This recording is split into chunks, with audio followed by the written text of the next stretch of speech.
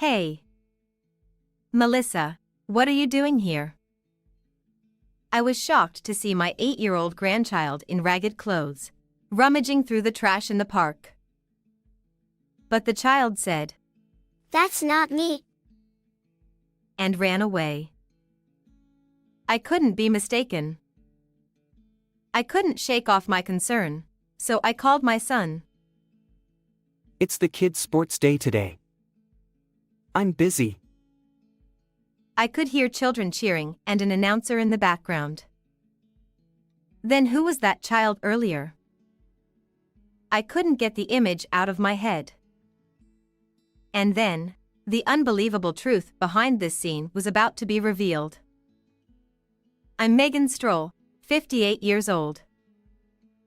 A few years ago, I lost my husband, who was an executive at a company, to illness. Thanks to the inheritance he left me, I've been living a comfortable life as a housewife. My son Matt, his wife Kim, and their 8-year-old daughter Melissa live about a 10-minute drive from my house. "Grandma, your omelets are my favorite. Can I come over every day?" I'd love that, but you have school. "Then I'll live with you, Grandma. Then you can make them every day." I couldn't help but adore my grandchild, who always loved being with me. My son worked at a large company thanks to his father's connections. I thought they were living comfortably, but he was apparently reckless with money, often spending his salary without thinking ahead, which caused fights with his wife. One day, Kim called me. I told Matt to stop wasting money, but he got angry, saying it's his money to use as he likes. Hearing my daughter-in-law's distress, I decided to visit their house to give my son a piece of my mind. When I rang the doorbell, Kim greeted me and led me to the living room. Matt, lying on the sofa fiddling with his phone, glanced at me. What do you want? He sighed deeply. Do you realize you're the breadwinner of this family? Shut up.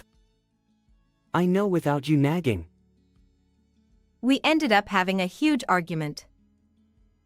Because of that day, our relationship worsened, and he stopped coming to see me. Good grief, what a mess. However, when I contacted him to give Melissa her birthday present, he came over. I tried to hold back, but seeing his face, I couldn't help but nag him.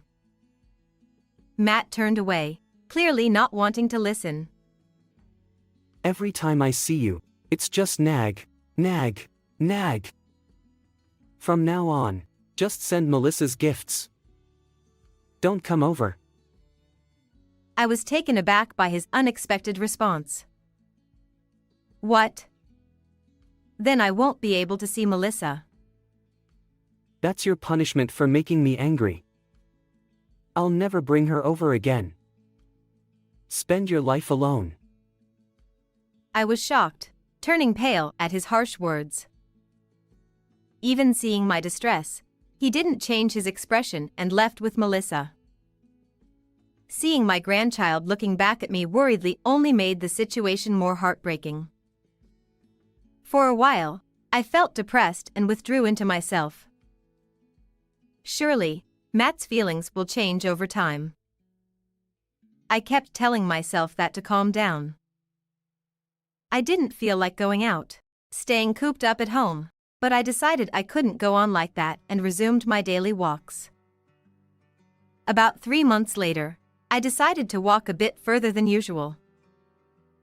I can still walk quite well, I thought, but suddenly I felt tired and decided to rest at a nearby park. There, I saw a shabby-looking girl rummaging through a trash can. As I approached and saw her face, I gasped. Melissa? Is that you, Melissa? "No." She glanced at me with wide eyes and a shocked expression, then ran away. Did I mistake her? No, she looked just like Melissa. Unable to shake off my concern, I called my son. What do you want? I'm busy with the kids' sports day. That can't be true. Because. Before I could respond, he muttered complaints. Then, from the background, I heard children cheering and an announcer. Next is the race. Is everyone ready? It echoed. Indeed, Matt seemed to be at the sports day. Did you hear that announcement? Yes. I know you're at the sports day. But it's strange. I saw a girl who looked exactly like Melissa rummaging through the trash in the park. I couldn't have mistaken my dear grandchild.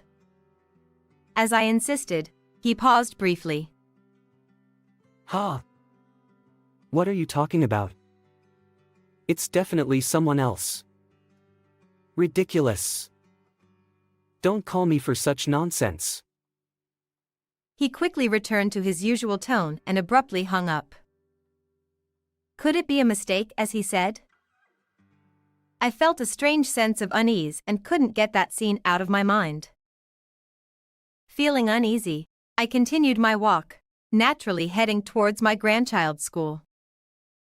But the usually lively grounds were empty and silent. What's going on? I was frozen in surprise when I saw a poster. The date showed the sports day had ended last week. My son's words were false. Then, the girl I saw in the park must have been Melissa. If so, where was my son? Questions filled my mind. Thinking it would be faster to confirm, I went straight to my son's house and rang the doorbell. After a short wait, the girl I saw in the park stood there in ragged clothes. Grandma, why did you come?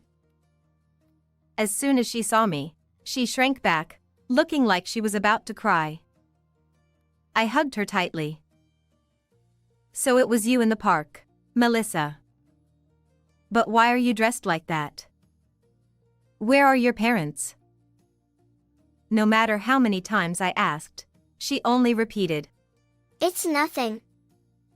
I'm fine. Anyway, I'm coming in. Melissa tried to stop me from taking off my shoes, but I entered the house forcefully. The hallway was covered in dust, and when I opened the living room door, garbage was scattered everywhere, and it smelled of spoiled food. I was speechless at the sight of the room, so messy there was no place to step. What is going on here? I was just about to clean up. Grandma, please leave. No matter what I asked, she wouldn't answer. The bread on the floor had expired a week ago. The fridge was empty. Could Melissa have been alone all this time? As I pondered, her stomach growled loudly. I couldn't leave her there, so after convincing her despite her refusal, I brought her to my house, bathed her, and fed her. At first, she was timid, but as she took bite after bite, she began to relax. You have always loved Grandma's omelets. Are they good? She nodded repeatedly, tears streaming down her face as she enjoyed her favorite food. It was like she was finally letting out all her pent-up emotions. With a full stomach and feeling more relaxed, she began to talk. There was an unbelievable truth behind my grandchild rummaging through the trash.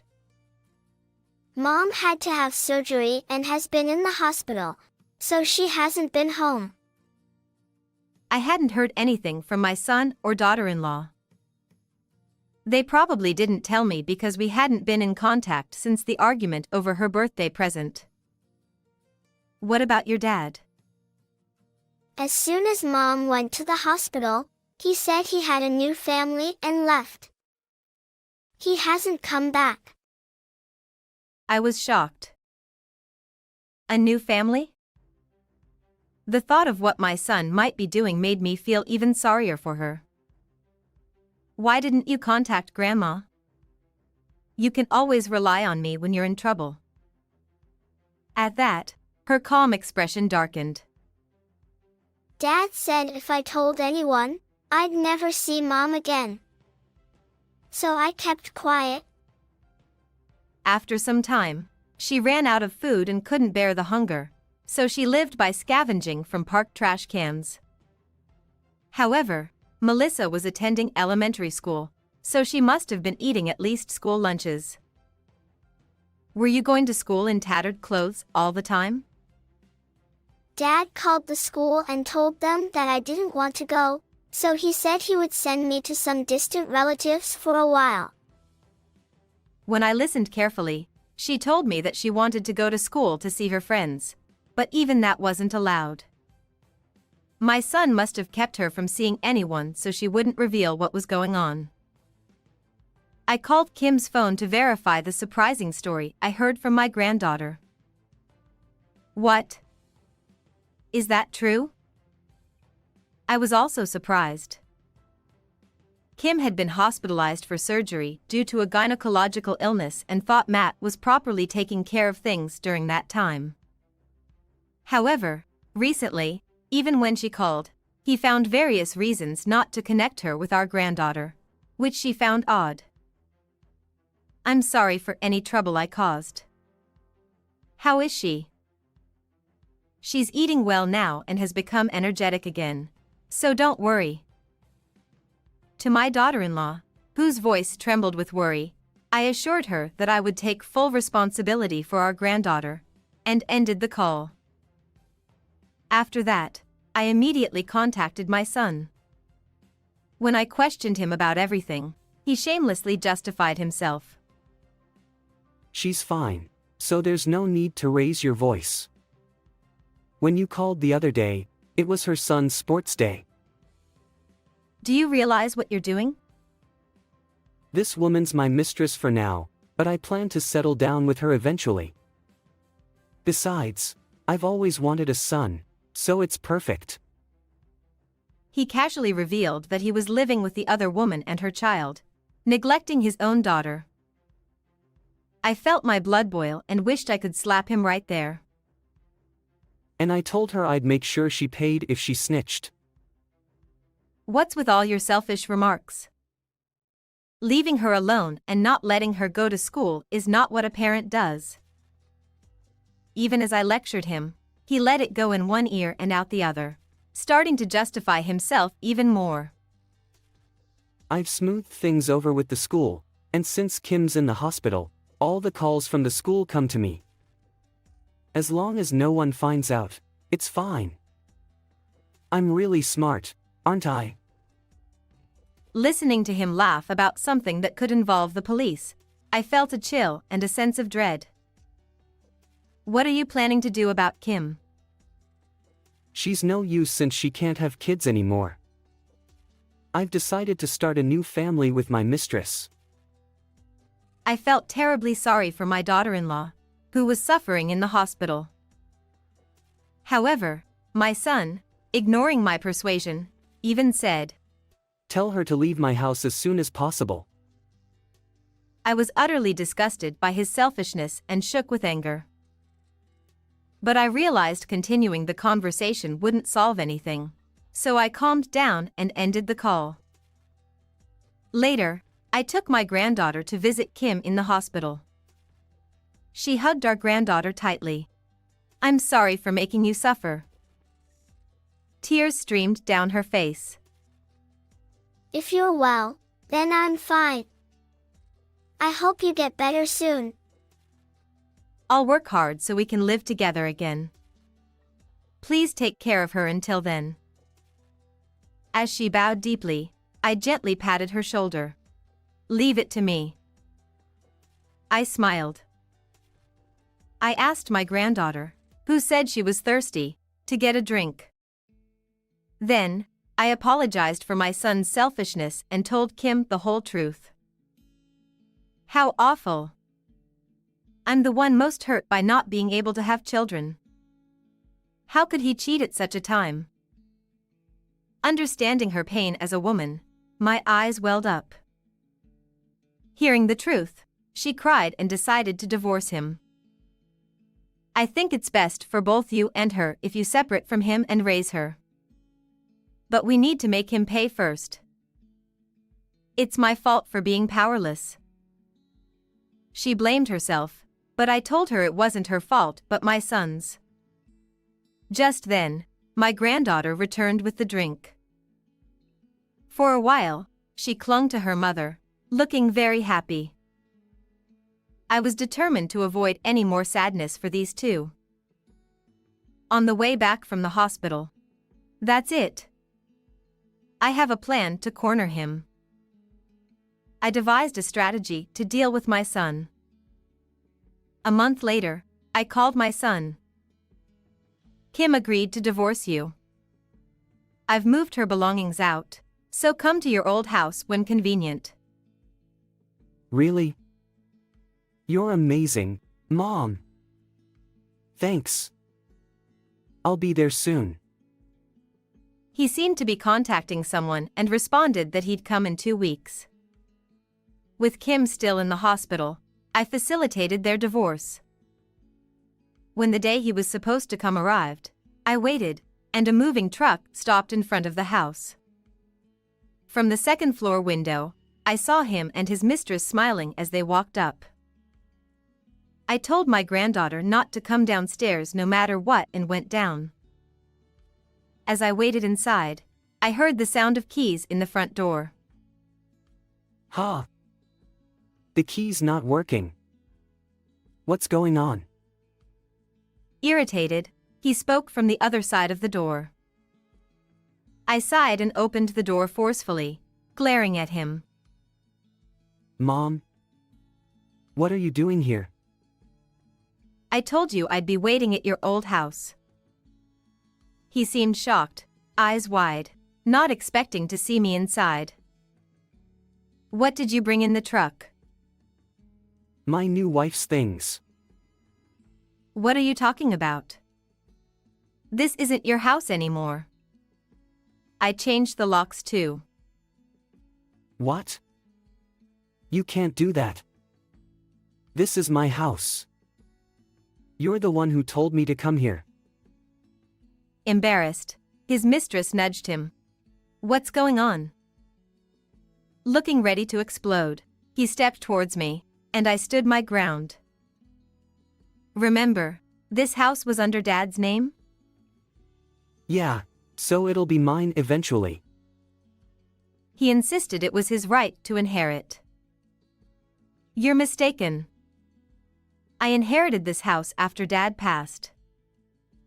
He must have lived carelessly, not even knowing this. If he had lived happily with them, I might have left the house to him eventually. But he abandoned his wife, who went through a tough surgery, and neglected our granddaughter. I revealed another harsh truth. By the way, I changed the ownership to Kim's name. He couldn't believe it and glared at me, but I wasn't fazed. I had planned everything so she and our granddaughter wouldn't struggle after I was gone. The divorce is finalized, and if you try to enter the house, it's a crime. I picked up my phone to call the police, and he hesitated. If you don't want to be reported, leave with the moving truck immediately. You've got to be kidding. I already gave up the apartment, and everything's here. Oh, that reminds me. I put your stuff in a storage unit. Here's the key and the bill. He yelled angrily, but I pretended not to hear. Goodbye. As I tried to close the door, he pushed back. I know you're really mad. Let us stay at the old house for a bit. I shook my head and gave him a cold stare. Don't you want a successor? Her son would secure the future. He tried to convince me desperately. Listening closely, I learned she was a single mom with a 6-year-old boy.